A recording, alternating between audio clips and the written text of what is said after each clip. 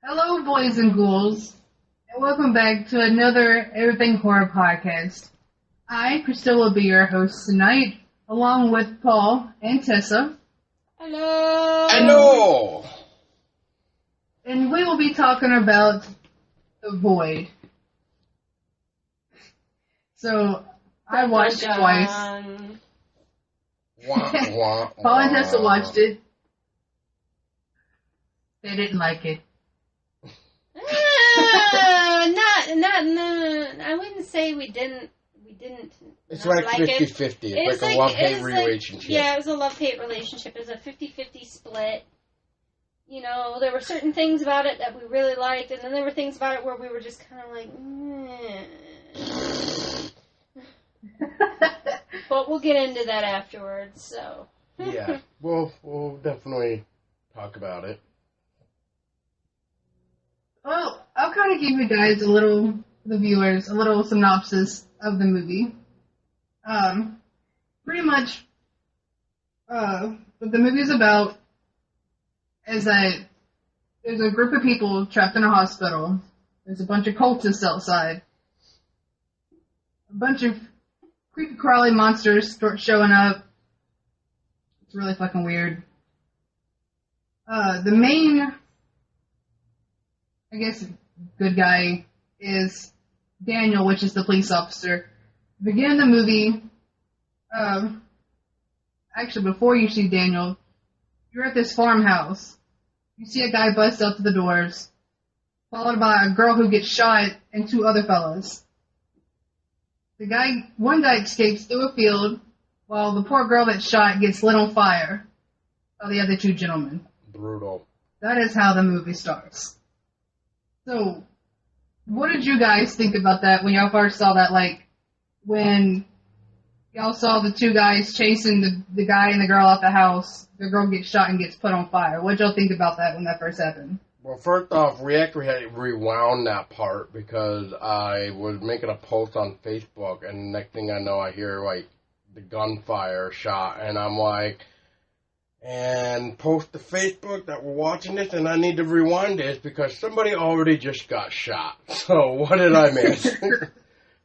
So, we rewound it and then started watching it, and then you mentioned something about the girl on fire. Yeah, I was like, holy shit, they're torching her. And I also noticed the symbol for the cult painted on the door, too, at the beginning. Yeah, the void symbol is painted on the door. Yeah, the void symbol's painted on the door, and I was like, oh, look, they're already making a reference to it already. But I was like, holy shit, they torched her. And then I was like, you better run, buddy. Because they're coming for you. And we have no idea, like, how them two had anything connected to the movie. So it's just, one dude's running for his life, and one girl got torched already. I'm just like, what the hell is happening? So that kind of, like, was a wonderful way to start a film, especially when you have no idea what's going on. Mm-hmm. So, after that, go ahead, Tessa. No, she was agreeing with you. No, I was agreeing with you. So, after that, Daniel, which is the police officer, is doing his nightly patrols, which is just being lazy in his police cruiser. Sees the junkie guy crawling across the road. He thinks he's a drunk college kid. He goes and checks him out, finds out he's bleeding, puts him in his cruiser, and proceeds to head to the closest hospital. Which, when he goes on the dispatch, they tell him, the closest hospital is, I don't think they even gave the hospital name. I know they said Lakeview was the one that was 20 minutes away. The closest one was the one that had been caught in a fire, but they still had people there that worked there until they shut it down. So that's the hospital he sends them to. So they get there, they bring him in, and it's just a skeleton crew, which is Bethany the nurse, Dr. Richard, Allison, which is another nurse. And then they had Maggie, her grandfather, which Maggie's pregnant. Cliff, which is being taken care of by Kim.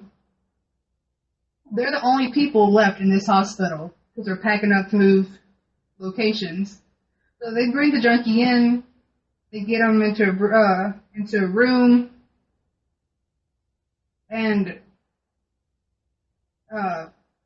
you find out there's like this little bit of tension between Daniel and Allison. You really don't know what it is at first, but you can see there's tension there, and it starts freaking out, and they sedate him. They find out that he has like what's it called, syringe marks, a meth head. You know, he's been shooting up drugs and all that. So Daniel goes to call it in, and this is after Kim was in the room with Cliff. Kim leaves out. Daniel goes to call it in. While Daniel's walking back, he hears some noise. So he goes into the hospital room that Cliff was in. You see Bethany, the nurse, with her back to him, with a pair of scissors that she's pulling out of Cliff's eye. Yep. And Daniel's like, Bethany, you okay? What's going on? And as she turns around, she has peeled the skin off her face.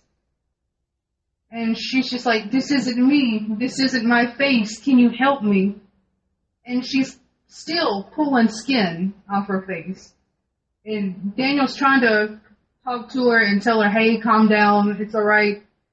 Then she proceeds to come at him with the scissors, which then Dan pulls his gun and shoots her and kills him. So, what did you guys think about that when y'all saw? Because Bethany was fine at the beginning. When you first see Bethany, she's fine. She's fussing at Kim about doing files. And then the next time you see Bethany, she's got a pair of scissors in this guy's eye hole. What did you guys think about that? Yeah. I'm gonna start it. So yeah, I noticed that she was normal at first before she started pulling out the guy's eye with the scissors, and then like before you even noticed she was peeling her own skin off, and on top of saying this isn't me doing this, and this is not my face, but we at first when we kind of started noticing this change in the room. Where we also we're thinking like that guy that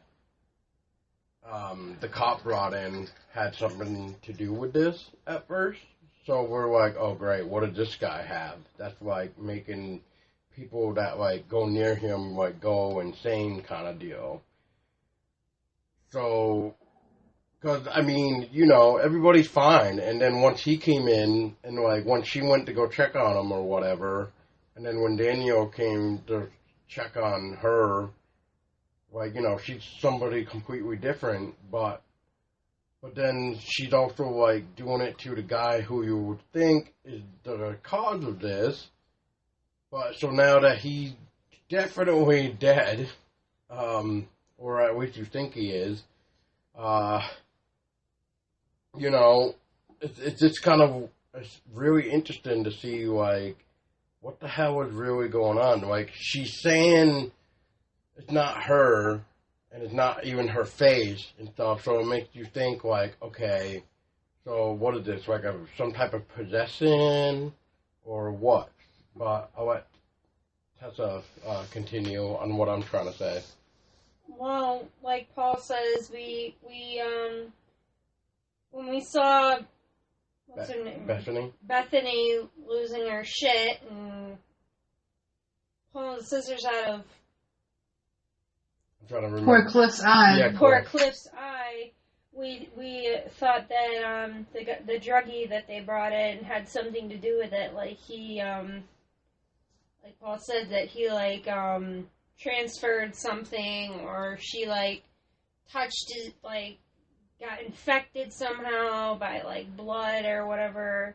Yeah. And, like, went crazy and lost her shit. We didn't know if it was, like, something that was transferred through blood, airborne, or what, direct contact. So we were sitting here trying to figure that out, and then, you know, when, And Daniel shoots her. and Daniel shoots her, and we're like, and when I saw her, when she turned around with her face peeled off, I'm like, what the fuck? I'm like, holy shit. Yeah, so then I kind of got to the idea when she noticed, too. I mean, when she said that it's not her doing it, it's somebody else's face, then I started to think, like, okay, so clearly we have to be dealing with some type of possession because she definitely has to be getting controlled somehow. Or something like the freaking Invasion of the Body Snatchers. Not a good movie. That is a good movie. I first thought, like, you know, was it the Crazies? What's the talent for crazy people? That's what it kind of reminded me of, like, the Crazies. I was like, all right, well. I love the Crazies. That was such a good I do movie. too. But, like, that's why I did think that, too. I thought, like, maybe the druggie had something to do with it, because after, you know, Daniel said, oh, he bled on me, and then after he shoots Bethany, he goes to the bathroom, and he starts, like, losing vision. He goes in and out of focus. Yep. And my first thought was, oh, shit, now he's got whatever she has, because of the blood. Or the airborne or something, yeah. Or airborne, yeah. Some kind of. So I was like, oh, fuck. So, then he passes out after that, wakes up, and poor old Mitchell shows up. And I'll say why poor old Mitchell in a few minutes. Poor old Mitchell, the state trooper, shows up because he had called it in. Mitchell shows up, and he's pretty pissed off about the whole shit show, as he puts it. Makes Daniel give him his gun. And so, of course, still got poor Maggie, who's, like, having labor pains. And everyone's trying to, like, figure out what is going on. And Daniel asks Mitchell for him to call it in. Let me go call it in. Mitchell says fine. So Daniel goes to try to call it in. He can't get a hold of anyone on the radio or on the phone. So he wants to go to his police cruiser outside. So Daniel makes it outside, gets into his police cruiser, leaves the fucking door open on his car, which I was like, yeah, because that always works in horror movies. Just leave yourself vulnerable. That always works. That's always a great idea. So you Just can't like reach anyone women on the always radios. Yeah, no matter what, you find a freaking lamb to trip on. How do you find the biggest damn root to trip on every time? So that's when he first sees the cultists. Which, And he clicks on his light. what is everybody's reaction to that? Like, the cultist person. What was everybody's reaction to that anyways? Did anybody... I was like, who the hell is that? I was like, oh right, you know. I noticed the The fuck is symbolism going on the here? mask, so I knew that it was Yeah, could you... something Had having something to to do do with with the it. boy. Yeah, the door as well from the beginning. Yeah. So, yeah. That's what I mean. But Oh, yeah. the thing was, why were they like all migrating to the hospital? That was my thing. Like, why did they show up at the hospital? Was it because the druggy dude there, or you know? I was just like, they just came out of nowhere. Yeah. So Dan, being the big hero, tries to go up to him and gets stabbed.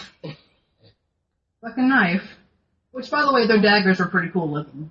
Agreed. You actually got to look at them. Yeah. They're pretty cool looking daggers. Yeah, they are. So he gets stabbed and he fights off the cultist. Makes it back into the hospital, bleeding, which, I don't know, that seemed like a pretty deep wound to me. So, how he, like, was okay to move after that, 'cause he was losing a good bit of blood. Yeah, he got Maybe stabbed just in the me. chest or something, like somewhere around the shoulder or chest or something, right? Missed his heart. Yeah. So it was up here. Still though. It was above his heart. If it's They were going for his heart, but they missed it. Right. But, I mean, Okay, so it's like in between your shoulder blades or shoulders and like where you're pretty much above your heart.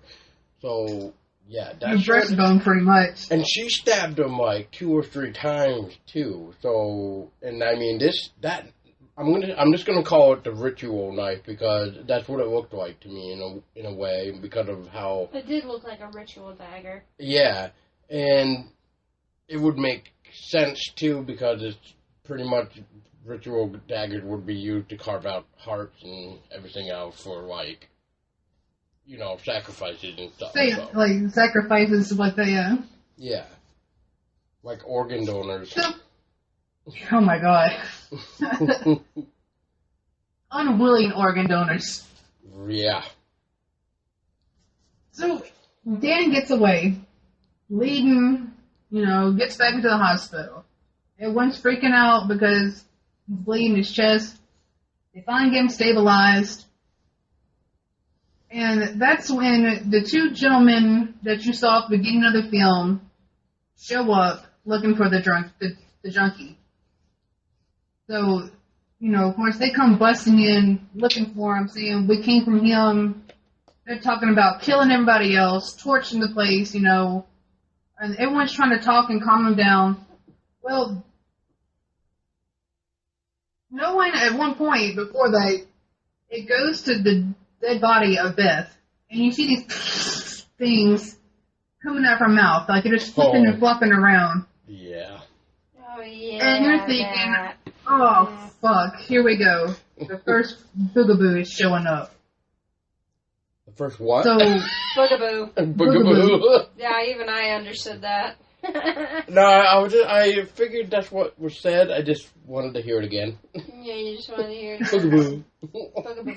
the boogaboo? The boogaboo. So what did you guys think when you saw the little tentacle things flopping in her mouth? I'm trying to remember. I was like, oh god, please. I was like thinking to myself, I'm like, oh god, please don't let these be like oversized, like giant cockroaches from like the Mimic movies.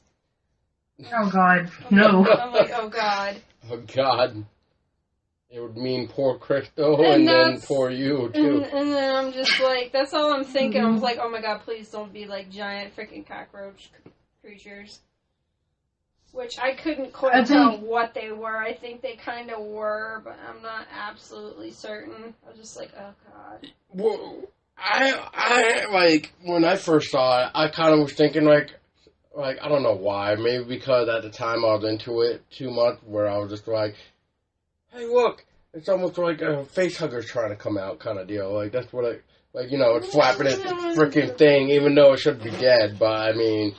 It's almost like it could be like a throat buster. Yeah. Oh god, no. But yeah, it was quite different because once that showed up, it was just more like, okay, clearly we're not dealing with something being possessed. It's not being possessing now. Clearly, no. It's being dealt with whatever the fuck this thing is, which we don't really know yet what it is, but yeah, it's definitely one of those like, oh shit, now the real stuff is about to go. But yes, it did take away our, could it be possession? No. So. The blood it wasn't airborne, it wasn't a blood pathogen. No, in this case, it would definitely now, whatever this thing is, we'll just call it an alien creature for lack of a better word right now. But yes. So, we see the little creepy crawly thing coming out of her mouth. I miss creepy And then, crawlers. like I said, all creepy crawlies. Anyway. So then you start hearing, yelling and screaming for help. And then, as they go down the hallway to see what is going on, Beth has turned into this grotesque monster creature. With the other cop there, what's his name? Nick, did you say? Mitchell okay, and Dan. Yeah, Mitchell, I loved his reaction. He just kind of just like looked at this thing and just kind of just did one of those, like, what the fuck am I seeing? Like, it's almost like his mind just completely stopped just because he was trying to figure out what the hell he was staring at. I thought that was actually a really cool part, the way that the guy did that, portrayed that. Which, let's all admit it, if we saw that, we'd all be like, what the fuck is going on? I'd have probably turned around and looked out the hospital. Y'all deal with this. Yeah, I would have not. been like, I'm finding a back door to this bitch, and I'm getting out of here. Cause, yeah, I'm definitely ain't going out the front with the cultist, and I'm definitely not staying in here with this fucking thing that looks like something out of Mimic, so bye-bye. Well, yeah, but then later on, I know I'm kind of, like, talking, like, probably a little bit further in the movie, but, I mean, we do later on understand, though, that if we try to leave the place, the cultist people have the hospital surrounded.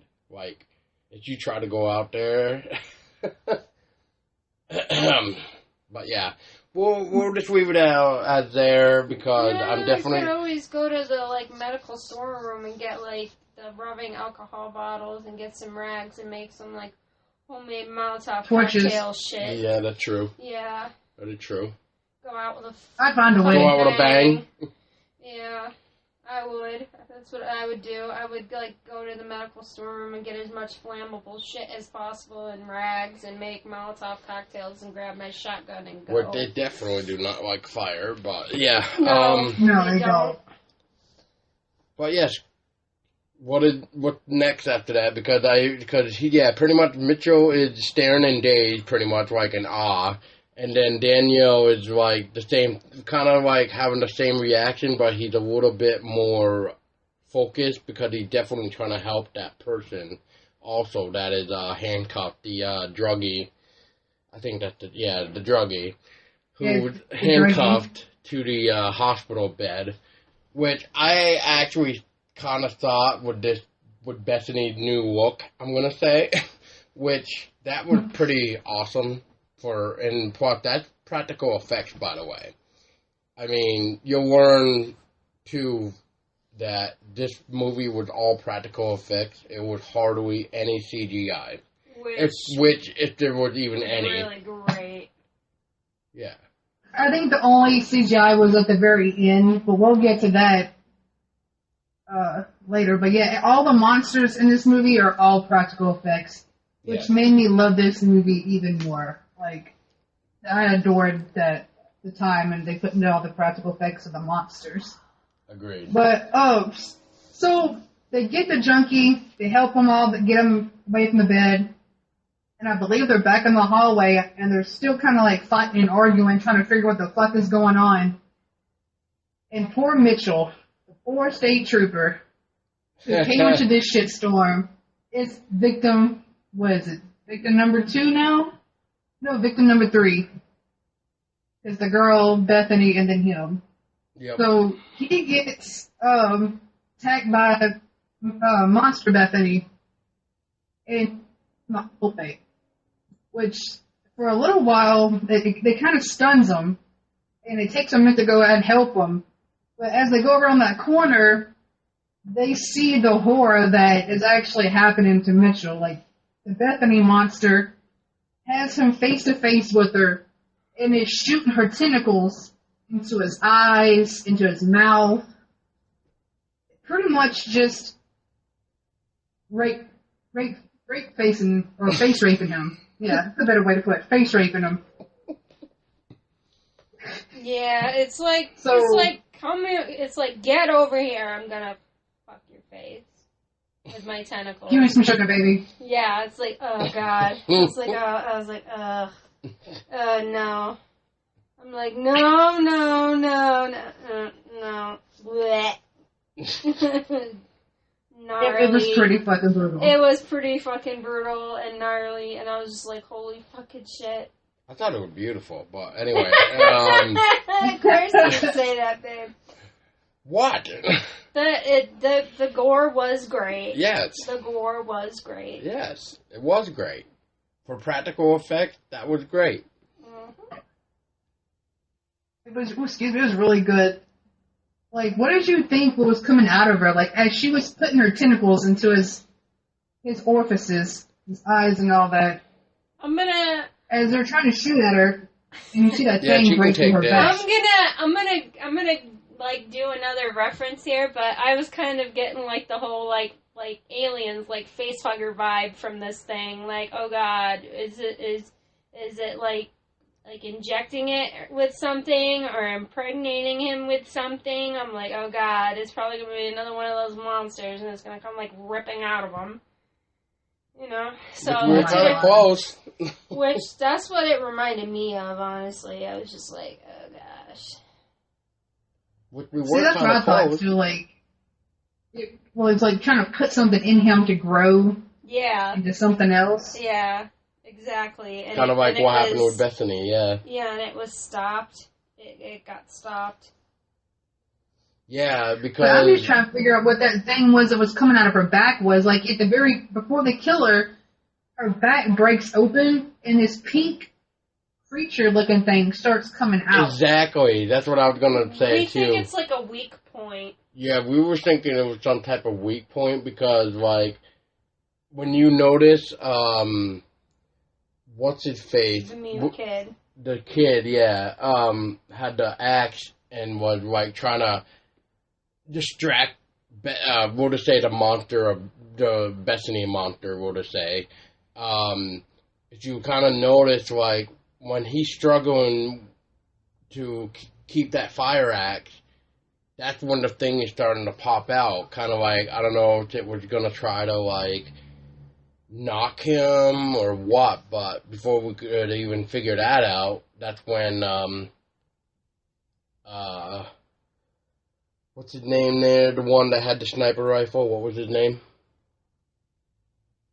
They didn't have names. It was just father and son. Okay, so, yeah, which we didn't really know they were father and son either. But anyway, yeah, so the father ends up shooting the thing, and that's how it pretty much died. Well, starts to weaken, and then that's when they just pretty much brutalize it by axing it to death. In which they did cut off Mitchell's head, too. Oh, you're so Matt, funny. ask you a question. Oh, yeah, you're so ask funny. you a question. Ha, ha, ha, ha, ha. Alright. Puns all around, folks. Puns all around. We like our puns here. Puns are fun. Yeah, puns are fun. Anyways. But they did chop off Mitchell's head. Even though Mitch was dead, oh, yeah. they did end up decapitating him too. Yeah, yep. They did, because I think they were afraid of him turning into one of those So they monsters. figured that would be the way to stop it, yeah. Yeah, it's like, oh, I'm just going to nip this in the butt before it happens. Pretty much like vampires. Remove the head from the body. Separate the head. And set it on fire. Set it on fire. Which, yeah, what did you use to set it on fire again? Gasoline and Gasoline and rubbing alcohol. Rubbing alcohol. Yeah. Yeah, that's right. So, yeah, they was rubbing alcohol for most of it. I know they used gasoline on the girl at the farmhouse. And a cigarette, a lit cigarette. Yeah, what cigarette? And a cigarette. And then later on they used rubbing alcohol and a lighter, I believe. I think I would a lighter, I think. Let's see, so after they kill the death monster and poor Mitch dies, they all go back to fussing and fighting, you know, they're killing Daniel and Allie and all them. We're just here for him. The older man tells the younger guy to light them all on fire and burn the rest of the hospital down. And while they're tussling and fighting, the junkie actually picks up a scalpel and holds Maggie, the pregnant teenage girl, hostage. So they're trying to make peace, trying to, you know, figure out what the hell is going on, because these poor people at the hospital have no idea what the fuck is happening. These two guys do, but they're not really giving much info and telling them what's happening outside. You know, they're talking about leaving and getting out of there, and they're telling them good luck, you know, you're not going to get out. It's like you're not the going whole to get place very is surrounded. far. No. Yeah. So as they're continuing fussing and fighting, Dr. Richard tries to talk to him, tries to talk the junkie down, and the junkie ends up stabbing him in the neck. Right in the jugular. Right in the throat. In his throat. Which and he begins to bleed out. Yeah. It does. Because now you don't have a doctor. It's a trainee nurse, a pregnant girl. Yeah, that's what I said too. Right. I was like, oh shit, they're fucked. The doctor just got offed. Like, and I felt bad for the doctor at first. I did. I felt bad that he got killed. Yeah, I did too at first. At first. But we'll get to why we don't feel so bad later in the movie. Yep. I was like, oh no, the poor old doctor man. Yeah, poor doc. So I was like, it's not. So the doctor dies. They can't save him. They finally, I guess, come to an agreement about what's going to happen. Daniel tells him, look, I have a shotgun in the car. You have no ammo left. Come to me in my police cruiser. You can get the ammo off the back of the trunk. I'll get the shotgun. And so they make the deal because poor Maggie is getting worse and worse by the minute. Yep. And so all that's left is a trainee doctor. Trainee nurse, actually. Whatever. Poor, she's so ditzy, too. I'm like, oh, you can't be a nurse. Oh my god, This is not your profession. There were times where I kind of was just like, you just need to get cut off. I was like, somebody please just take her out because she clearly is in the wrong line of profession because she's just like, I can't do this.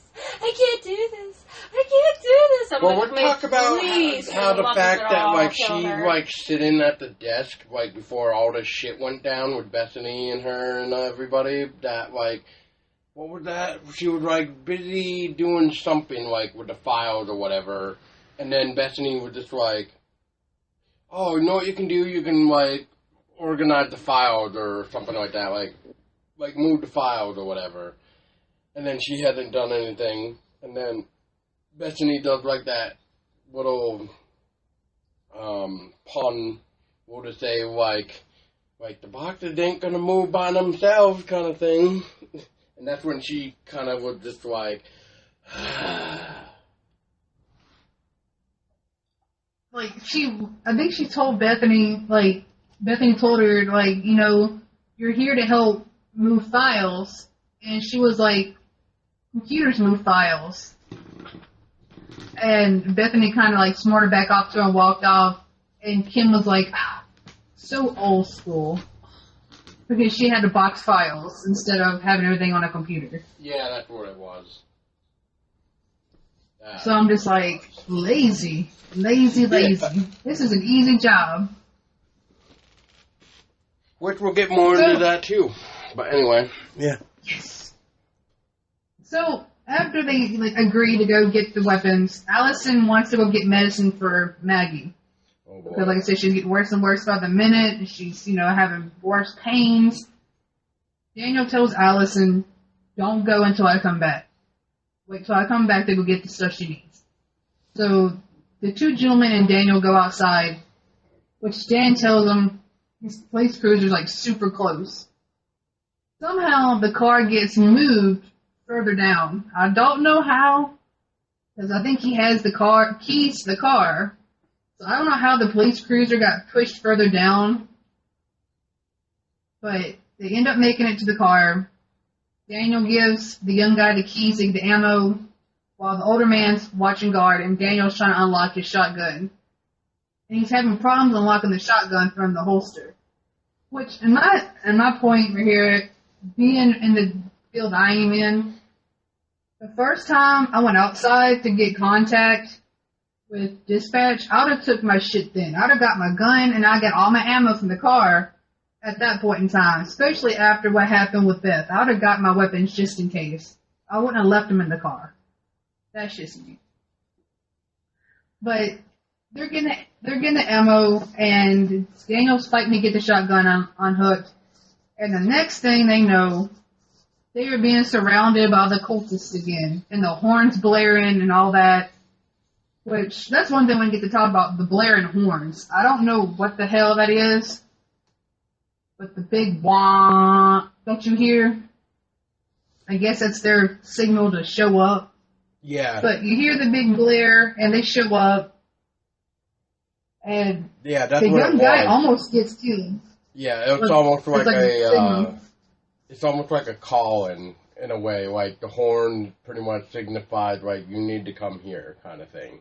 That's pretty much what it is. It's kind of like I'm going into a video game reference right now, but it's kind of like Resident Evil 4 with the church bells.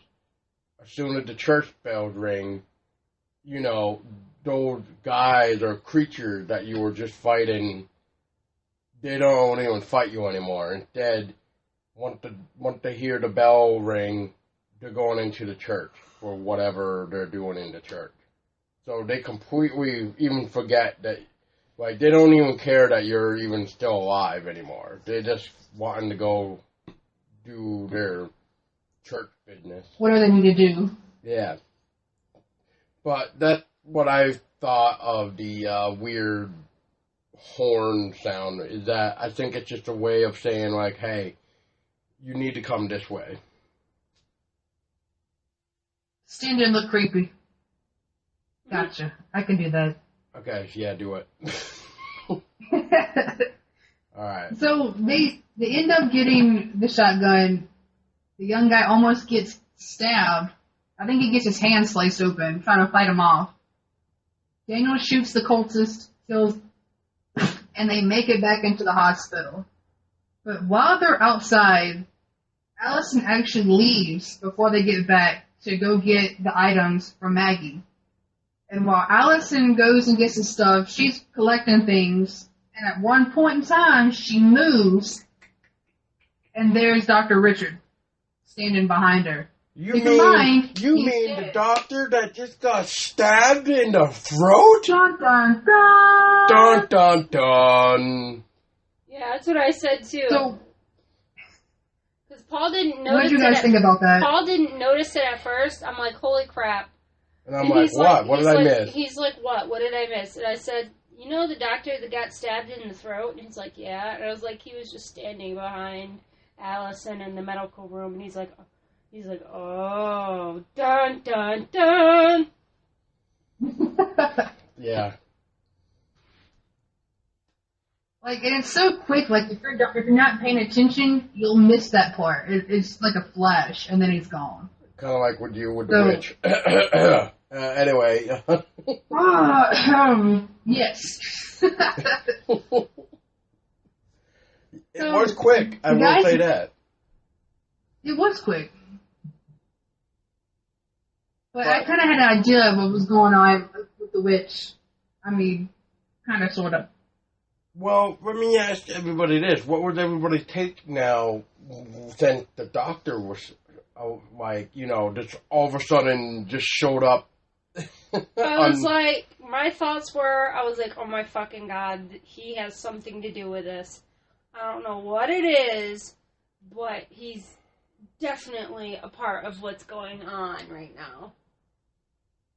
Was that the same idea? I thought it was turned into a monster. That's what I kind of thought. I wasn't really clicking on to the movie quite yet because, I mean, there were no subtitles, so I had no idea. I was kind of, I think at this point, was starting to lose interest in the movie just because, like, dialogue-wise, just because I'm part deaf. I use subtitles so I understand and know what's going on with the story. Not only that, but to help understand these characters. But since this one didn't have any subtitles, and for everybody too, for the record, this is not an American film. It is a Canadian film. It's a Canadian film, yes. Yeah, I just wanted to throw that out there. Let's see. So, the guys come back from the hospital. From outside back into the hospital. Dan asks where Allison went. And and she has gone to go get the medicine. So Dan asks the older guy to come with him while he tells the younger guy to stay hid back with everyone else and look out for him. So the young boy stays back, the older man follows Dan, and they go looking for him. And the older guy's like, this isn't very smart for us to be going off by ourselves. And that's when you find out that Dan and Allison are husband and wife. Because he tells the older guy, right now, I have the right to be really pissed off at my wife. Which I think they're going through a divorce, or they're split up from what I can understand from the movie. They're not really together anymore. They're separated because Allison lost their baby. Their baby. Yeah. So they're not taking it very well. Yeah, they're kind of divided. Which is understandable, but I don't know if I would. I mean, I guess people take it differently in different ways, but I don't think I could just split with my partner because we lost a child. No. I think I'd rather want them to be with me than I'd want to be closer. I think I'd want to be closer to them. I would want to lean on. That's it. Lean. That's how I am. I'd want someone to be there to support me, not just to be like, fuck off, we lost our kid. No, I don't want that. But different strokes for different folks. Well, it's not like it's your fault. If you're carrying the child inside of you and something happens and you lose the baby, it's out of your hands. It's not like you can control whether or not the child survives or not if something happens within the womb. I can understand if you have the child and the child's already born and you're out at the park with the child and you turn your back for 1 minute and you turn around and the kid's gone. I can understand in that sense how the spouse would be pissed off, but you can't be pissed off at your significant other for losing a child while it's inside of you or giving birth to it. Which, since we're talking about that, and from the idea that you just gave, but a perfect example of like what Tessa just said about she would understand like if she were at a park or something with like your kid, and you walk away for that 1 second, and you turn back around and your kid's gone. A perfect example of this, right before the parents are separated, is Pay to Ghost. If anybody's ever heard of that. It's with Nicolas Cage. Which is really good, by the way, and if you haven't seen it, we recommend it. Yeah, I believe it's still on Netflix, too, for those of you that have Netflix. I believe it's still on Netflix. Yeah, Pay to Ghost. It's good. Anyway, I need to go see it because I haven't seen this movie apparently. Yeah, it's good. You'll like it. It's got some like folklore elements to it. That's too. Exactly another reason why I like it. One of the reasons why Paul and I really like it is because there's folklore elements used. Yeah. I want to go check it out then because I'm down with the folklore elements. Yep. Let's see. Another good movie is The Monster. Have I seen that? Well, then that's another title for you to start looking up. Yeah, because we'll be doing a podcast on that one as well, Crystal, The Monster. Yeah, because we really enjoyed that one. And I have to look it up. Yeah, I suggested it one night for movie night. Tell me about that. Yeah. I'll have to look it up. Yep. That is on there. That is free with Amazon Prime. But anyway, before we get more distracted into more awesome movies that we've seen, kind of like, what's that one, Crystal, that you suggested to us? Thinking. Is it a movie or a game? Movie. It started with an A. The Abador. Abador, yeah. Oh gosh, that movie was amazing. Another podcast. But that's going to be another future podcast, but we won't get into it too much. But oh my god, amazing. Yep. Love it. Love it so much. We were both, by the end of it, we were like, oh my god. This needs to happen. This is amazing. I was like, he's like, we need to do a podcast. And I'm like, oh, yeah. Well, not just that, but this needs to happen. Meaning, like, haunted house-wise. Yeah. Because it was a really cool concept. Yes. It really was. I enjoyed it. Agreed. Oh, I love that movie. But yes, so now, Crystal, please continue. So, they get to the medical room where Allison was. She's no longer there. They find a bag of all the items that she was collecting. They pick up the bag of items, and as they're making their way back out into the hallway, they hear a phone ringing. And Daniel stops, and the guy stops by, and he's like, what? And you can hear the phone ringing. So they go down the hallway to the office with the phone, and the phone call's coming from the morgue. So he picks up the phone, and on the other side of the phone is Richard, the doctor. And Daniel, for some reason, asks, who is this? And I'm like, you know who the fuck this is? Why are you asking? Right. You know. Well, in his defense, he doesn't even realize he's technically still alive yet. Just like nobody else really knew. So that would be, I'm assuming, his only defense. But yes, I do maybe agree that. Yeah, the element of surprise. Yeah, the element of surprise. Okay, I guess I'm giving that. I was just like, you heard this man talk before. You can't tell me you don't know this man's voice. But I can give him that, because he does think Richard is dead, so I'll give him that one. But I just kind of looked at the movie, and I was like, really?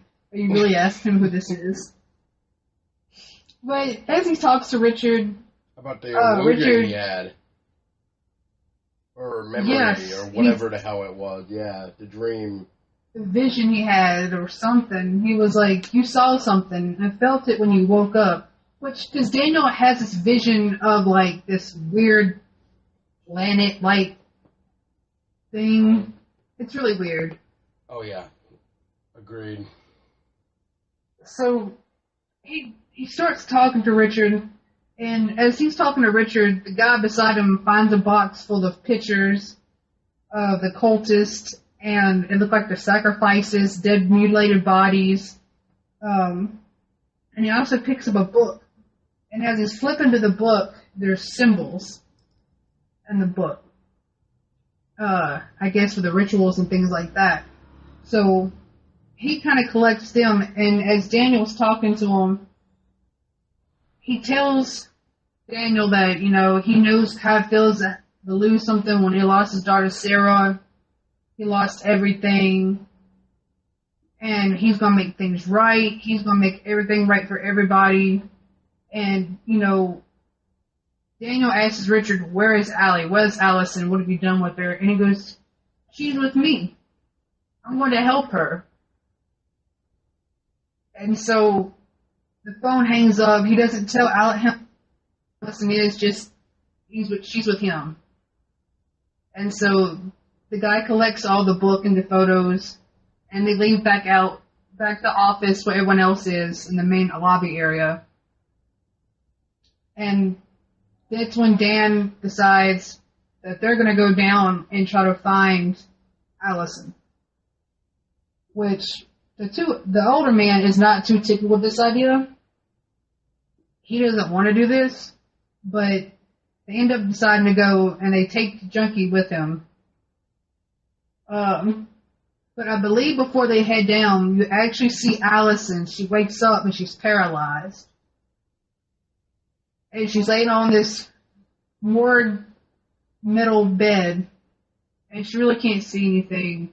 So she hears Richard talking to her, and she's begging Richard, please, you know, and he begins to, you know, pretty much explain to her the same thing that he had told Daniel, you know, about losing his daughter, and how he brings up the loss of her son, about how the baby was being pretty much strangled by his own umbilical cord. And as he's talking to her, you never see the front of the doctor. But at one point you see him peeling skin off his hand and sticking it into a to a tray. Yeah, He just pretty much skinned himself. Yeah, when he stops talking, the room goes dark.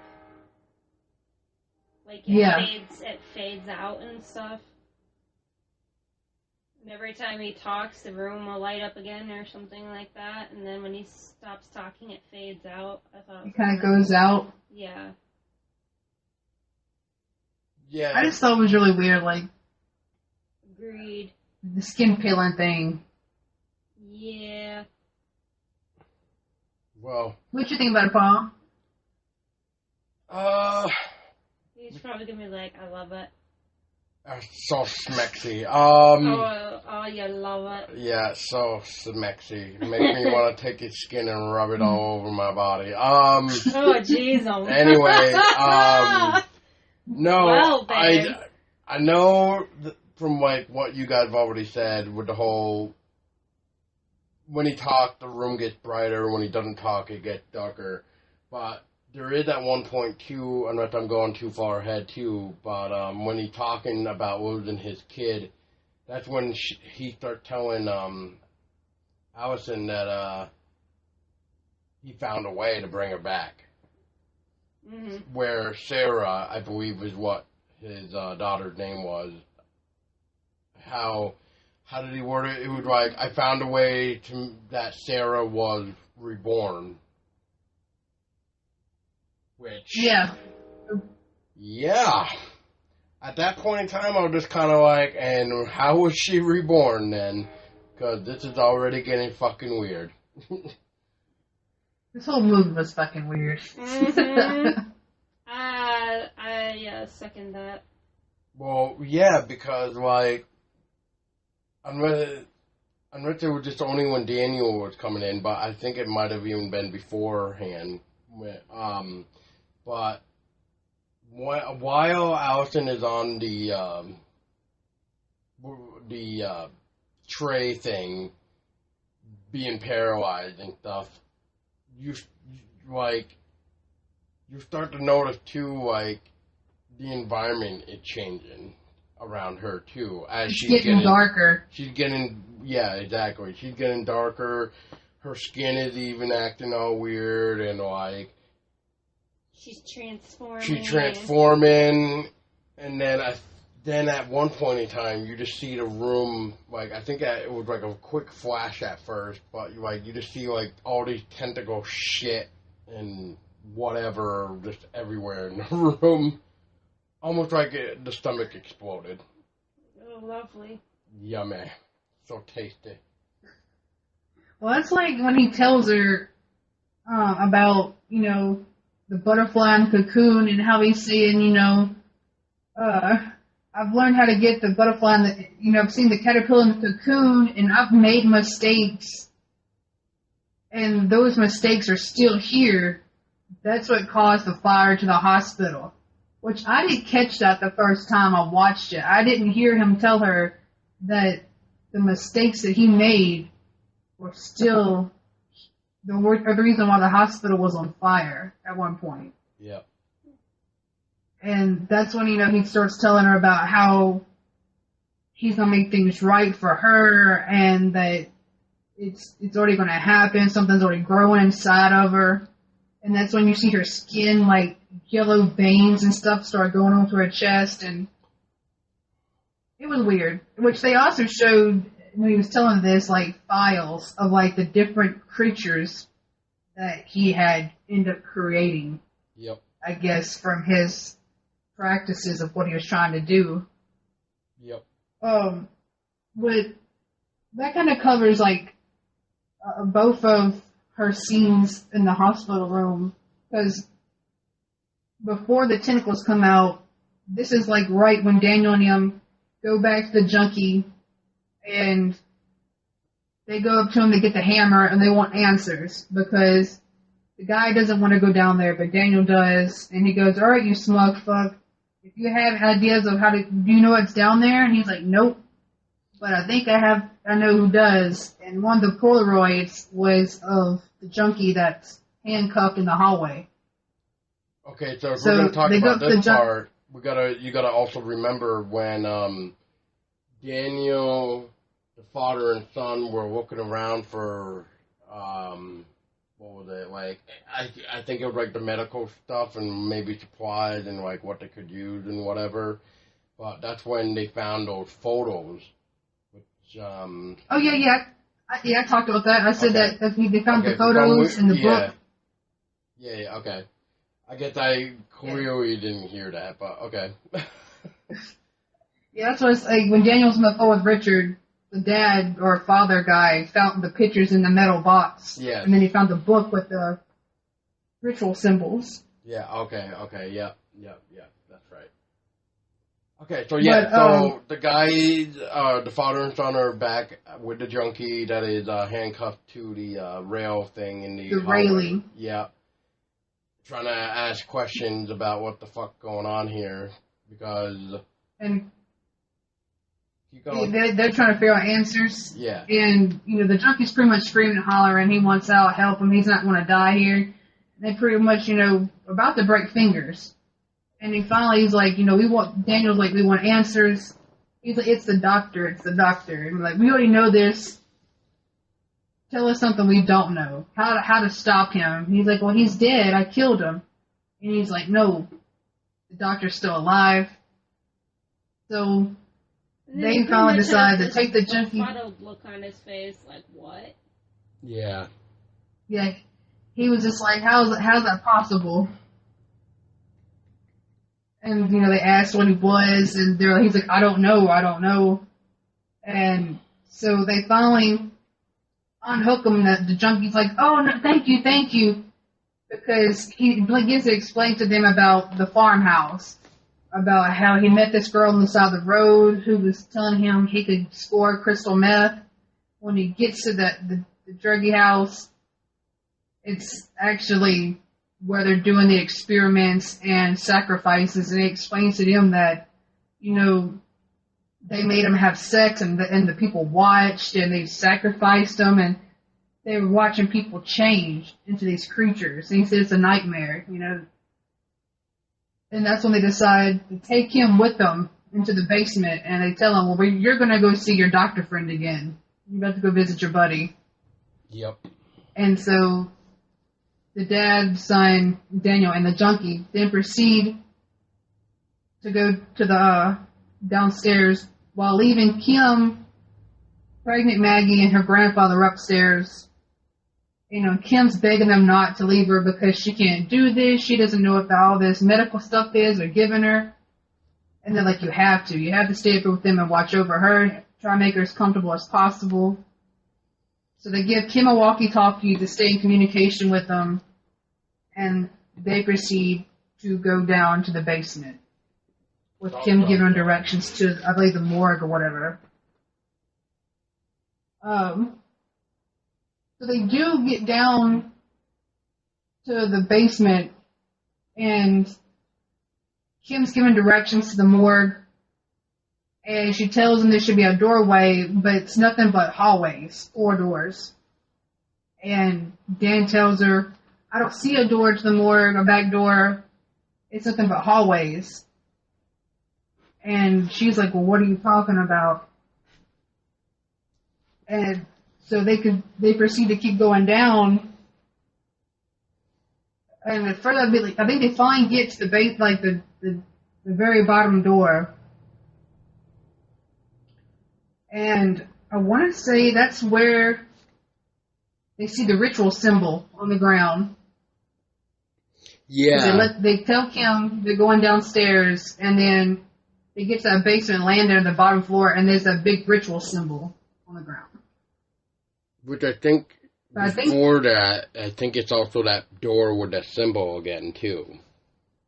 I believe. I know that's right after the ritual on the floor. I mean, the symbol on the floor.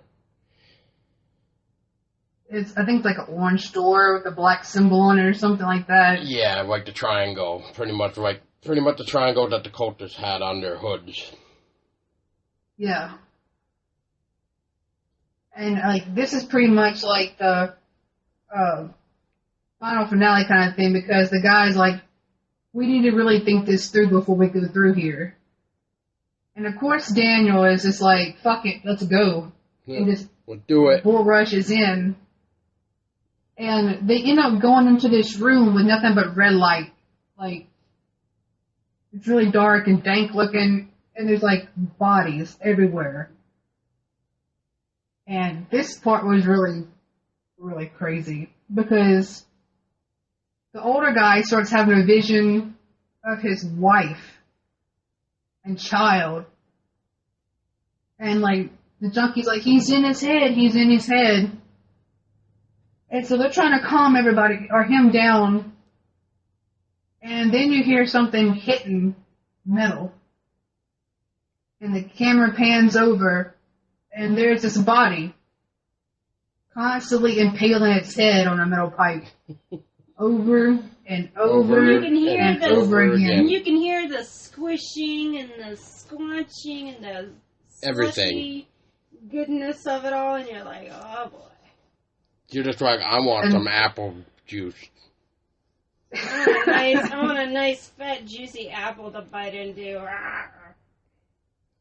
And I'm just like, you know what? If I saw that, I'm turning I'd be around. like, well, it's time to go. It's time to go. Fuck this. Like, let them do whatever they want to do. I'm doing.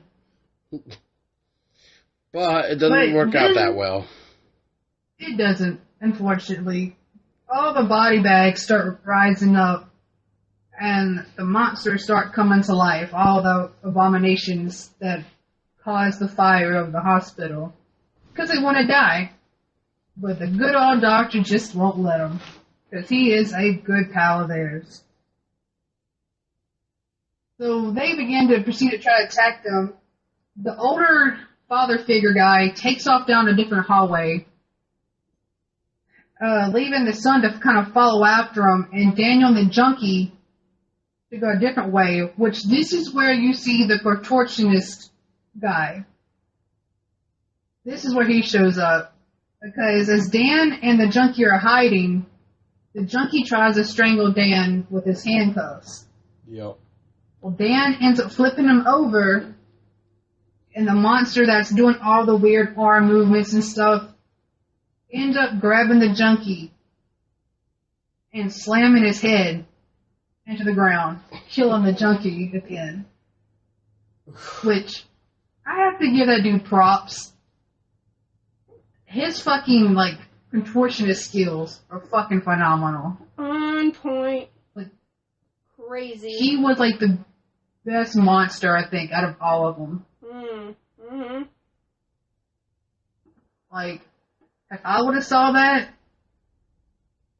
We're talking I don't know. like... The guy that I showed you a video Okay, of. I'm making sure. I was making sure that was the guy that we're talking Yeah, about. I showed you the video. Yeah. And then you showed everybody else. Yeah. You're like, you gotta see this. Yeah. he's the one that kills the junkie in the basement. Yeah. Yeah, that guy, oh my god. He's definitely not human. Dude, I told Kool-Aid that that's a real dude. That is not animated whatsoever. That guy can actually do that with his body. And Kool-Aid just looked at me and goes, whoa. Yeah, it's not robotic or But- anything. That's all him. Which, I mean, I think you could look up what the Void video on YouTube. It pulls up his video of him doing that in his normal clothing. I believe so. I don't know, but there's a lot of videos that now have that video, but they just edited it to make it like a meme now and stuff. So a lot of people won't even realize that this guy is actually from the Void, nor are they giving the movie credit anyway, because it was the Void that posted that to begin with. And now you got people pretty much just taking it and just making memes out of it now. Like I had a guy, like on a Facebook group earlier where some guy shared some edited video of it to the group, and I happened to say like, hey, that's the guy from the Void movie. And I actually got a response saying like, are you serious or are you joking? And I'm thinking to myself, really, dude? Like, Really? Why would I be joking that this is the guy from the void? Like, what the hell? Oh my god. Yeah. Some people. Yeah, but anyway, keep going. Alright, so I wanna say it's around this time that upstairs Kim is still with Maggie and her grandfather, and Maggie starts being really in pain. She's crying. And so Kim finally gives her some medicine to kind of like sedate her, knock her out. But while she's knocked out, like a little while later, her grandfather asks, is she okay? And Yeah. Kim checks her. Yeah. And this part made me sad. Cause like, Kim at one point was like, you have a great grandpa, he cares a lot about you for being here with you. Mine just smokes and watch TV, Yeah. So like, she pulls back the blanket because Maggie's like has a fever, she's sweating, and she's bleeding The uncle, from down there. the uncle was like more worried though because he's just like, is she all right? Yeah. And he's like, you have to do something, you have to help her. And Kim pulls out a medical book on how to do C-sections, and I'm like, Oh boy. her and the baby are going to end up dying. So Kim's got the scalpel and she's sitting there reading it and she's like, I can't do this. Uncle, And the grandpa's like, yeah, you can do it. We heard you. Just do it. Help her. You have to help her. And so she finds like, I can't do this. And the grandpa grabs her by the arms and tells her, you have to do something to help her. And at that point, his throat gets slit from the back. And he falls over dead, and there stands Maggie. Dun, dun, dun. Dun, dun, dun. With this big, goofy grin on her face. And she's like, it's all gonna be okay now. I'm so glad I'm carrying Dr. Richard's child. And I'm thinking, what the crap is going on? What a twist. Wait, what? What a twist. What a twist. It's what M. Night Shyamalan had a part in this movie. Right. So, of course, Maggie is like, so she's all happy. Kim's freaking out. Kim grabs her freaking axe and is like, get the fuck away from me, And then, before she kills her grandfather, the doors get busted open by the cultists. So the cultists are coming in. Through the hospital. So through the hospital. So after grandfather, the cultists are waiting for her. And she just walks along with the cultists and leaves Kim there. Like she nothing ever happened. Like nothing ever happened. So back down the basement, the father and son take off down one way, and all of a sudden, the basement turns into a house. And the young boy's looking at the photos, and that's when you actually find out those two are father and son through the family photos that he looks on the wall. Because before then, you don't know they're father and son. The guy, tells them that he found him and that the last people he trusted did that to his neck, because the boy cannot talk. I don't know if they, destroyed his vocal cords or what, because he does have a gash on his neck and it's wrapped up. So I can only assume a cultist must have stabbed him in the neck or something. It really doesn't go into detail what happened to him. Boo. He's a mute. Yeah. Boo. I mean, give me something. But they should have made him. He was. Yeah, he actually was a good actor to say he was mute the whole time. Right. But the son does go into the living room, and the dad's talking to somebody. He's like, "What I have to do," and he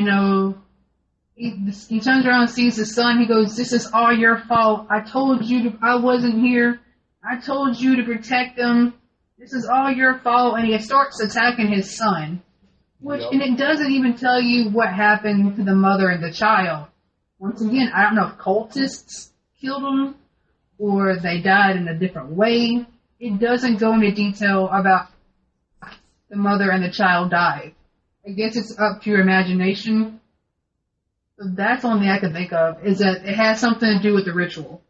Maybe the baby died, they died in the fire at the hospital. Maybe they got sacrificed during this, and that's why the father and son are killing all these cultists. Well, trying to track this down. It was their house, apparently, so it must have something happened in the house. So it must have, I wonder if it was the cultist, maybe, where the cultist was trying to go after them for, maybe for running away from the experiment, or something. I mean, like you said, I mean, we don't really know what the hell happened, but at this point in time, I would say it was the cultists. They were going after them because of the fact that the kid, the baby, like, you know, maybe they were trying to get the baby, but they couldn't because, you know, something happened. I don't know. I guess it leaves it to imagination, I guess. Yeah. Because, like I said, it doesn't really give them any kind of backstory. They're just kind of there for the most part. Right. So, but I thought that was, I mean, it was kind of a shocker in the way that they were father and son, but then I was like, okay, I could see it. Let's see. So they kind of come out of that little delusion, and then it goes back to Daniel. Daniel's actually in, like, the main, he finds the room where Allison is in. And it's like a flashback of her being pregnant for the first time, and he's holding her hand, and she's like, don't leave me, and he's like, I'm not. He kisses her on the hand, and she goes, I can feel it coming, and they're all happy, and then you hear Richard go, Daniel, and he tells Daniel, I know your secret about how you were relieved that the baby died, and this and that, and it goes back to being the like decrepit, ruined hospital room, and he was like, when he's holding Allison's hand. Which I don't know if this is like reality or if it's just him getting like his mind completely fucked, but yeah, with like everything everywhere, like tentacles everywhere, gusts of blah on the floor and ceiling, like everywhere. Yeah, I mean, and then it goes back to like what you and I would see like normal, where there's nothing there, there's nothing wrong with the room. So then. And then Dr. Richard says, I finally gave her what she wanted. She's a mother. She's beautiful, now. Isn't she? She's a mother now. She's beautiful, isn't she? And it's like, oh, God. So what did you guys think about that? Like, when y'all saw that, what did y'all guys, like, think? Like, when it went back to reality and she was nothing but, like, this big cynical monster. I honestly felt bad because I wanted her to survive. I wanted Daniel to get to her. But, when you go in and you find out she's like this like tentacle monster mother, it's like, holy shit. And it's like, yeah, I understand she wanted to be a mother, but Damn. Going the limits. Not that bad. Not that bad. Yeah. No. Like, what did y'all think about when Daniel actually, like, you don't see it, but you actually, through the door, you see him decapitating her. Like, it's implied that he's decapitating her and killing her. Okay, I kind of saw that coming, just because, you know, like it goes back to what I just said. Was it really reality, or was it really Richard playing a game with him, like, with his mind? So is that why, like, this beautiful monster, is it really a delusion, and that's why he thinks he's chopping her, like, doing her a favor, because he's actually thinking he's really seeing this? or is he really not seeing it? Because it did go back between It kept flashing back and forth between realities. Reality and Different delusion. planes. Yeah, so it makes you think, like, did he just really, like, if we were to see it without that, like, beautifulness, we would probably think that he's a stone cold killer. Like, he's just now murdering his wife, so... Yeah, it's like, are we watching him murder her as a monster, or is he actually murdering her as her human form? Yeah. And he assumes that she's a monster, that he's seen her as a monster, but she's still laying there paralyzed on the table. Yeah, exactly. And he's just chopping away. Yeah, exactly. Yeah, that's what Paul and I were thinking when we were watching it. Because I kind of thought a little bit the same, because when he's holding her hand at one point, it turns to ash. Yep. But then as you see him chopping, there's blood splattering on the door, which, I mean, it could have been from the tentacles of the monster thing itself. But, like I said, it could have been either one. Either he was having a vision of her being this way, and he was actually just killing his wife, or he was actually killing the monster that she had become. So that was another thing that kind of left you to use your own imagination on who is he killing, the monster or his wife. Trying to think what happens next. I believe after he kills his wife, or the monster, Allison, I'm just going to go with killing his wife. Yeah. He kills his wife. He ends up being in the main, I guess, seance chamber that's got, like, rows of, like, dead bodies on stretchers, tables. It's like the big powwow room. It's like where they have the But it's not as fun as a powwow. No, not No one's at all. passing a peace pipe around. No, not at all. Everybody's laid out on slabs and body bags and sheets. I will say this. Y'all have seen Hellraisers. Yeah. I swear that the doctor looks like freaking Uncle Frank. Oh, yeah. Yeah, I could definitely see the resemblance. I was like, it's me, Uncle Frank. I was like, oh, I'm like, it's like Hellraiser all over again on that one part. Exactly. That's why I was like, is this another Hellraiser that I'm just not aware of yet? And oddly enough, I was thinking about that too.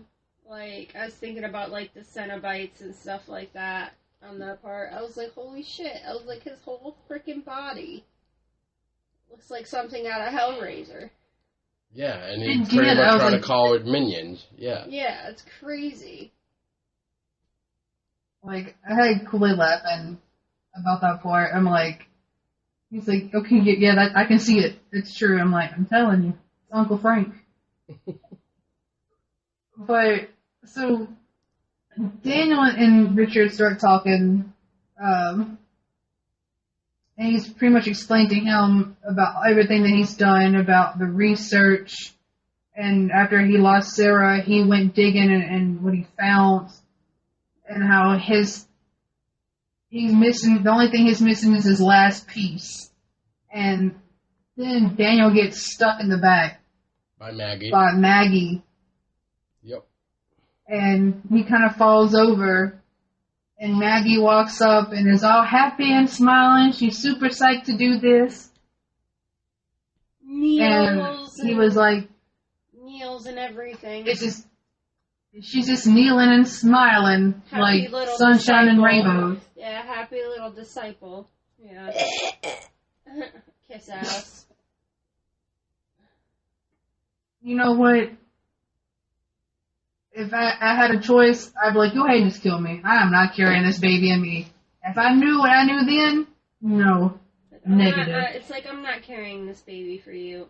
No way. Which, speaking of which... So... Yeah. Speaking of which, pretty much Richard tells Daniel, you're going to be my audience to what happens.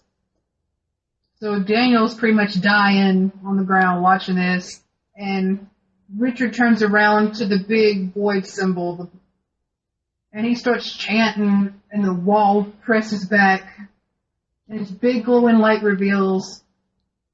Opens like a door. It opens like a door. And Maggie's like, "Come, please bless my baby." Like, oh boy, you're gonna wish you hadn't said that. Yeah. Be careful what you ask for. Be careful what you wish for. Oh boy. So, she got what she wanted. Her baby got blessed. Yep. And boy, did she regret it. Oh, yeah. That's when she finally snapped out of the trace she was in. And it was too late then. Oh, yeah. And so you see, like, this thing, like, twisting and turning on the inside of her. And this finally explodes from her belly.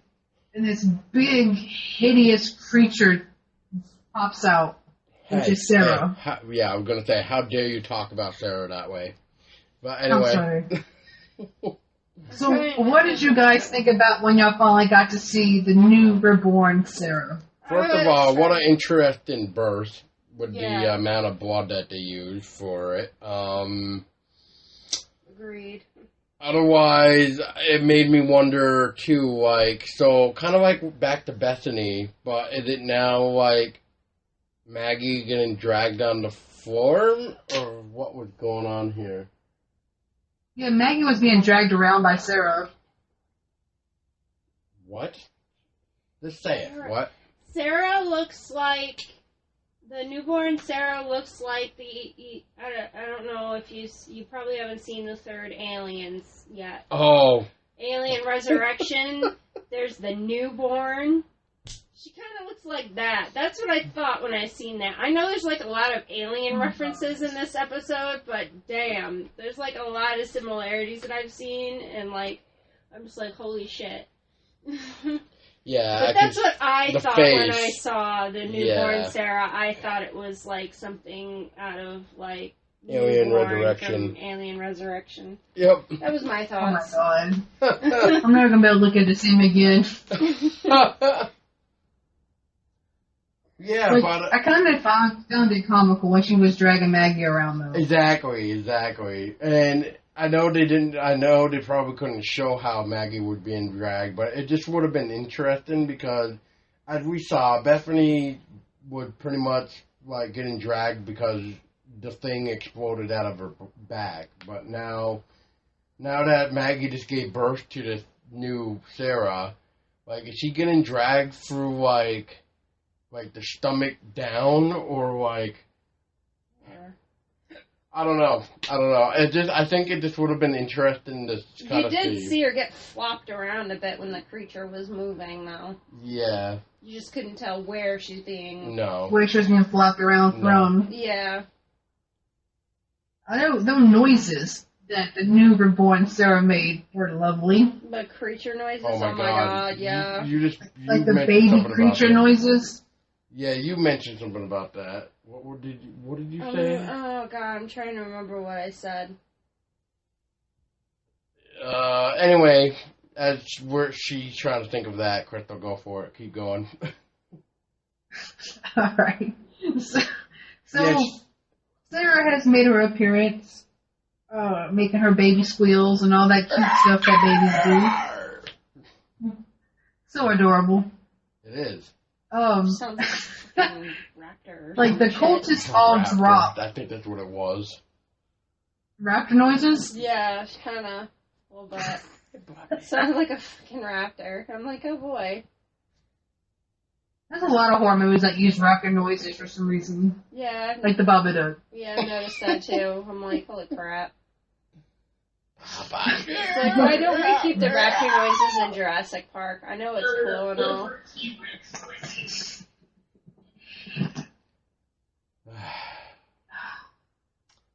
So anyway, where is that? So the father and son show up. Yep. The father and son show up, and they begin to try to attack Sarah, shooting her and things like that. and Sarah goes after them. They're running down a corridor, and they get trapped almost. Sarah uses one of her tentacles and grabs the dad and yanks him down. The son grabs the metal pipe and destroys one of her little tentacles. And while he does that, the dad shoots her square in the face. And which pisses Sarah off. And she begins to use her little tentacles and starts digging herself into the dad. And as he's pretty much getting injected with her tentacles into his stomach, he's pouring rubbing alcohol all over himself. And he tells the son to light the flare, light it, do it in this now. Rubbing alcohol in open wound. And the son kind of has, he's torn between doing it and not, and he finally lights the flare and throws it and catches his dad on fire.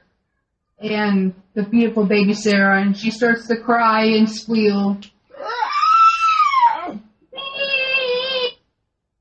Nice sound effects, guys. And I tried. And so the son takes off through a chute and is trying to avoid the beautiful newborn, Sarah.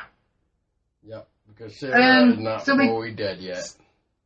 No, she is pretty pissed. Nah, she definitely pissed. Yes. It's like, How dare you burn me? and how dare you? How dare you shoot me in the face? And then catch me on fire. I just want to be friends. I just want to give you a hug. Let's be friends. Yeah. Best It's like, of friends. Only best friends let you inject tentacles in each other. It's no.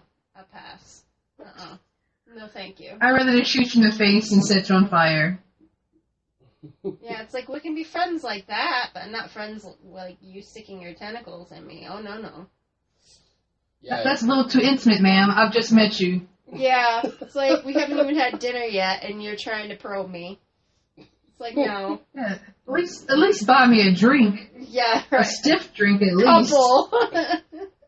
Just give me I don't want to remember this. Just give me a whole damn bottle. I want to be nice and lit before you start to probe me with those things. Oh my god.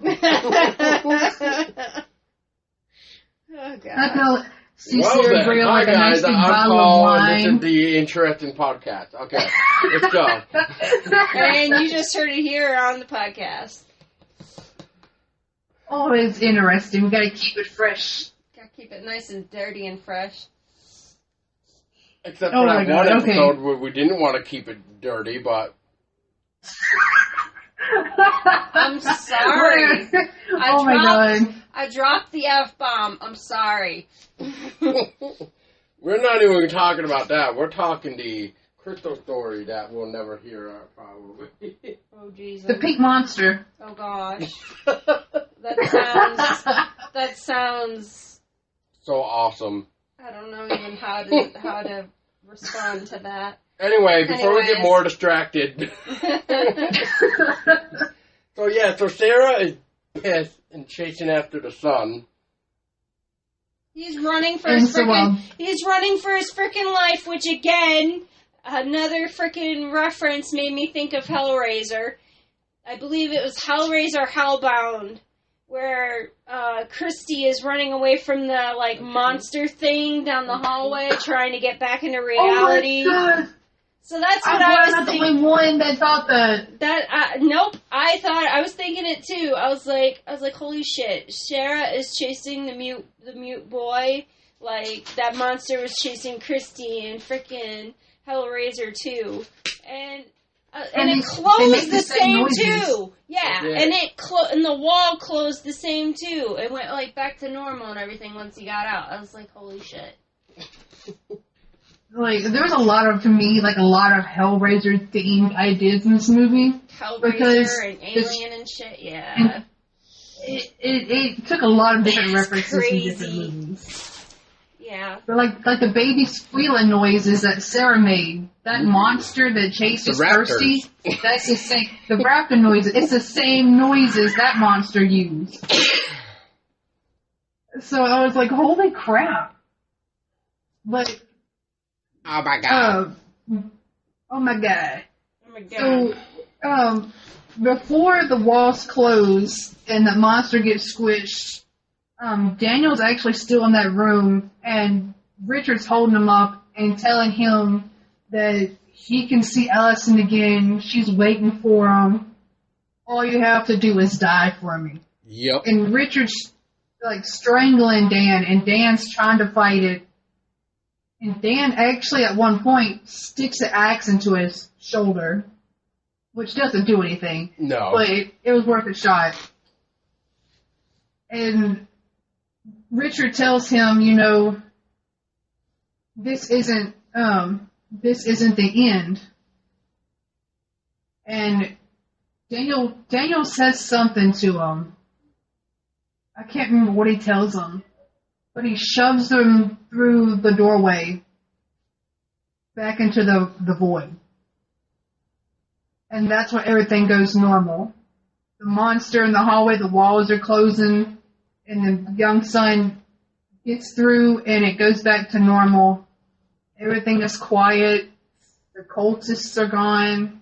Yeah, there's no horn everything blaring. just like vanished. It's nothing's happened pretty much. Yeah, but here's the weird part. So we'll back up a little bit. But back when Maggie slit the grandfather's throat and stuff, and walked out with the cultist, what's-her-face ran to hide because she thought the cultists were going to come back after her. What was the training? She did go hide. The training, yeah. Yep. Kim did live. She Whoa! And out of all the people to live, she had to be one of them. She had to be one of them. Because the son goes back into the lobby, the office area, and his grandfather is dead, and you know, he starts to panic and he's freaking out, and he hears noise in a room down a hallway. So he starts to go to investigate it, and he sees a cultist with their head bashed in on the ground.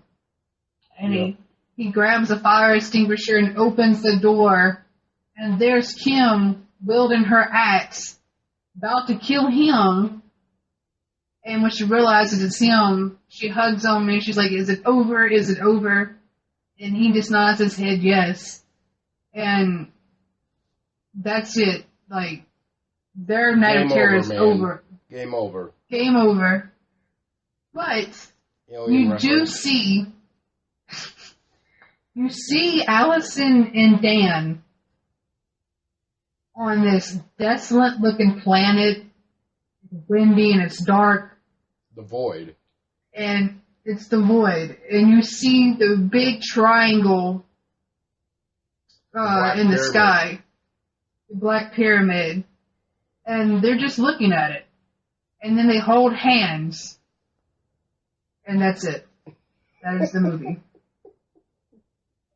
So, I have to ask you guys something. In your guys' opinion, what is the void?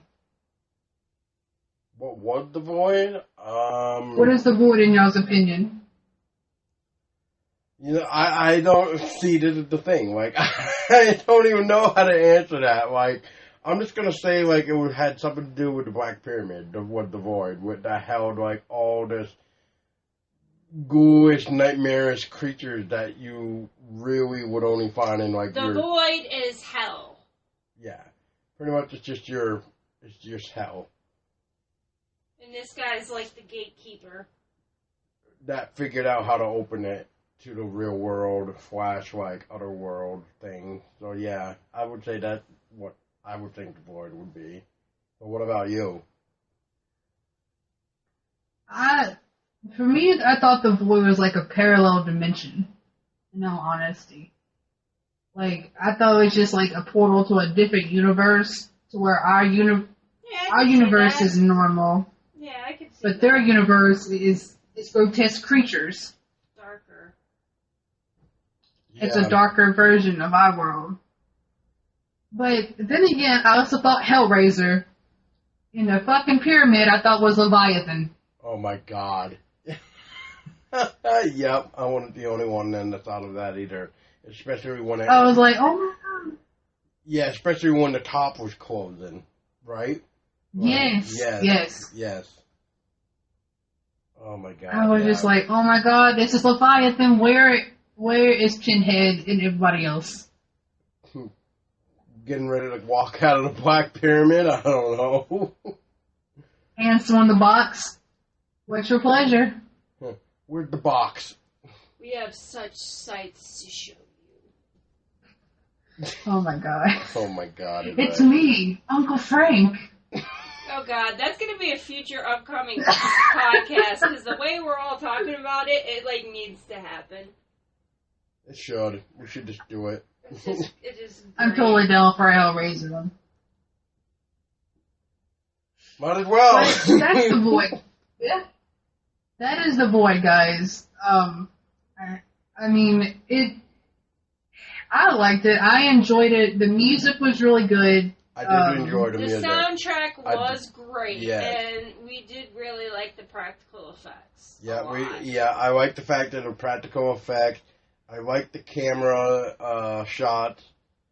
I definitely like the soundtrack. The only thing I just didn't like about the movie was that there were no subtitles, and I definitely lost interest in the story 45 minutes to an hour into it, and then for the last remaining 30 to 45 minutes, I just ended up just like watching the movie just because I just wanted to watch it for the visuals. I just pretty much just stopped caring about the story. So, would that be the only thing you guys would change about the movie, or would there be other things that you would want to change? The ending, I guess, make the ending better, give the story like a little bit of a better background of the characters. And I can agree with that. And I think that's really it. Yeah, I think that was really it for me. Because, I mean, just like I put on my Amazon review, I gave it a 3 out of 5 stars just because I kind of deducted it for the fact that there was to have subtitles. Subtitles were pretty much the major one for me, and I just pretty much thought the story was rushed. Like, there wasn't really enough, like, they didn't give it enough time to, like, explain what was really going on, which I think they should have made the movie at least another 15 to maybe another half hour. Make it 2 hours. I mean, I think me and Tessa even said it on episode 4 of season 1. If I understand, like, budget is the key, and, like, most of the time all we get is an hour and 30 minutes, but damn. Try to push it for 2 hours. Like, I don't even care if you have to use GoFundMe or some shit. Just do it. Make it a little bit longer so that way you can actually get more story in there so you can help people like me who are deaf and something else where if you don't want to have subtitles. And that way we can at least like enjoy the film rather than me like 45 into it and then all of a sudden just be like, yeah, I don't even care for the story anymore. So that would be the only thing I would change. Like another movie is All Hallows Eve. That, I mean, don't get me wrong, it's not a bad film and all, but once again, no subtitles. So, half the time I have no idea what got said because there's no subtitles. So I kind of had to go by, like, what I was seeing. Which, don't get me wrong, I mean, I watched it all. I didn't give up on the story that much, but, I mean, I didn't really fully understand what was really going on, really. See, I think every movie should have subtitles. Because, I mean, you don't know your demographic. If you do have someone who's deaf or partially deaf, they need that. So, I mean, or at least I don't think it costs give you. us subtitles for DVD release. Right. If you don't want to do it on like online, at least do it when they buy the physical copy of the DVD. Yeah, like if we're going to spend $20 to $25 on your hard copy, I mean, I understand there's special features and stuff, but I mean, just give us fucking subtitles. Come on. You know, maybe I'm sure it don't cost that much to add the subtitles. Yeah, I mean, maybe I want to watch it at like 2 in the morning, but I want to put it on mute with subtitles on, so that way I don't wake Tessa up or something. Like, you know, like just saying, like, you know, subtitles are good for a lot of things. So make it work. Damn it. Love your community. Give Love subtitles. It. Yes. But, so, The Void. The Void is coming out on DVD, May 9th. It's, going to be around, like, $20 for the standard edition, like, standard DVD.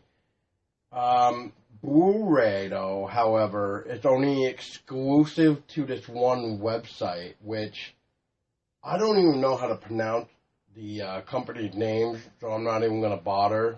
But the company's name, though, is spelled Diabo, almost like Diablo, but they took out the L. And then it's Lik, and then DVD. So, once again, Diabo, Lik, DVD. They are going to carry the Void Blu-ray exclusively. That's the only way you're going to get the Void on Blu-ray. It's through that website.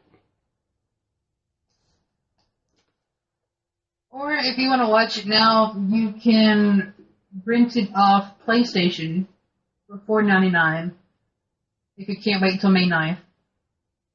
Otherwise, which is how I watched it. Yeah, Amazon. We watched it through Amazon, which was like it came to be $7.41 with tax, so it was like $6.99. Oh, it's not bad if you want to rent it now. Or May 9th is right around the corner, so yeah, you guys got like another 2.5 weeks or something like that. So. If you can wait after our tantalizing review of The Void to May 9th to get it. And you want your hard copy, get it. It really is a good film if you are a lover of the old school practical 80 effect, horror effects from the 80s and 90s. This is a film for you. Yes. If you're into the newer CGI, blood and gore, stay away from this is not going to be a movie for you. But like I think that's why. Go ahead, Paul. And if you're like me, that's part deaf, I wouldn't recommend it. Yeah, if you're in trouble, don't get it. Unfortunately, because no subtitles. Yeah, no subtitles. Which sucks. Or no bueno. Which is bobo.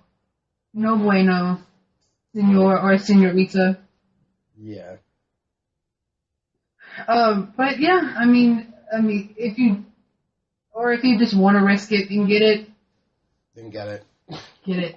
I mean, it's still from the collector collection. I mean, maybe one day I will give it, like, I don't want to say give in because I probably will, but I think one day I will eventually add it to my collection, but right now I'm going to definitely wait. Well, I hope that, down the line they do add subtitles. Maybe they'll realize a mistake and add the subtitles. I can only hope.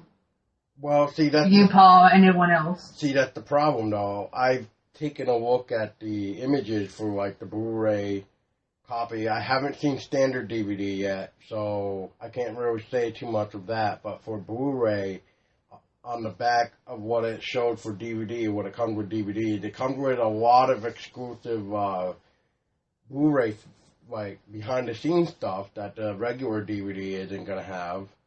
So that's another score for Blu-ray copy. Otherwise, it doesn't mention anything about having subtitles. So I was like, lame. But I do not know what the standard DVD is gonna bring us, so I can't judge that one yet either. Well, hopefully they'll put subtitles on the standard. One of them at least. Lord, one would be alright. Just give them one of them. One or the other. Give them subtitles. Damn it. But that is probably my biggest main downfall. As you said, Paul, there's no subtitles. The ending is kind of odd. Yeah. Bleh. Yeah. I mean, like you and Tess said, I mean, give the movie a little more time for character development. I mean, if that's what you're going for, is to just throw us in with these characters, we have no idea who they are and what's going on. Great, but still, like the father and son, I'd have liked to know a little more about them and what happened to their family. Yeah. What caused them to be like this. Or what caused the dad to freak out and yell at the son, saying, like, you should have protected them. Like, at that point, I think everybody here can vouch that we're probably like, what do you mean? Like, what happened? Like what's going on here? What's going on? I mean, did the mother? What happened to the mother and baby? Why should he have been the one to protect them? What was he protecting them from? Yeah, exactly. But all in all, if I give The Void 1 to 5 stars, I give it 3.5, closer to 4, because for a newer film, the practical effects, the music, it really brought back old school horror to me, and I really appreciate that they did that. Yeah. So I give it 3.5 stars. And I mean, I don't want people to think either that me and Tessa are just trying to bash it. We're not really trying to bash it. We're just really going by, like... You're being cynical about it. I mean, or not cynical, but you're being a true critic to it. You're, telling you what you don't like about it. So it's fine. I mean, you want that. You want them to know what their mistakes are and how to fix it. Yeah.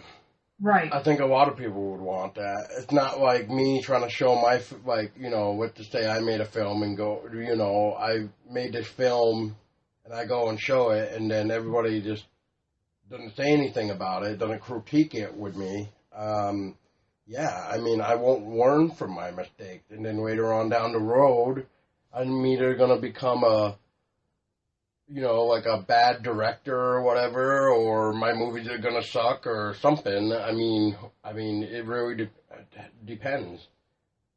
So, but that's really all. So don't take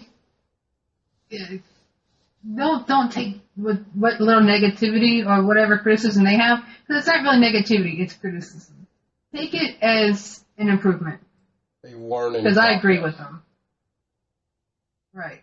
Because I agree with them. There are some things they need to do right. Which, I don't think we mentioned this, but the executive producer is from The Witch. So... I totally forgot about that.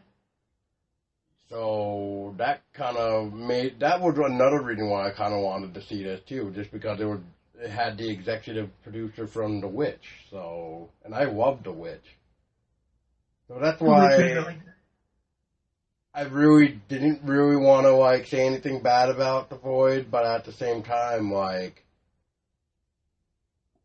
just gave up on the story, 45 minutes into it, because there was no subtitles. I gave up on trying to figure out what was being said. So, yeah. But that's about it for me. Hopefully, too, that the soundtrack can come out on CD, because I would definitely purchase the soundtrack. I'll tell you that. That would be a day one purchase. I'm definitely getting the soundtrack. Soundtrack was beautiful. Agreed. Tessa, do you have anything else you would like to add? No, I'm good. Pretty much We covered it all. Yeah. And I think I've covered everything. I think Well, we're guys. Hey, well, boys and girls, I was your...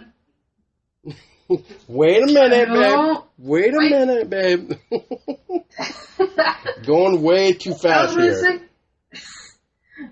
I was going to say, I am your host for the night, Cristello, with... Paul Doske. Tessa Baker. And I'll count to 3. 1, 2, 3. Stay scary. Stay scary.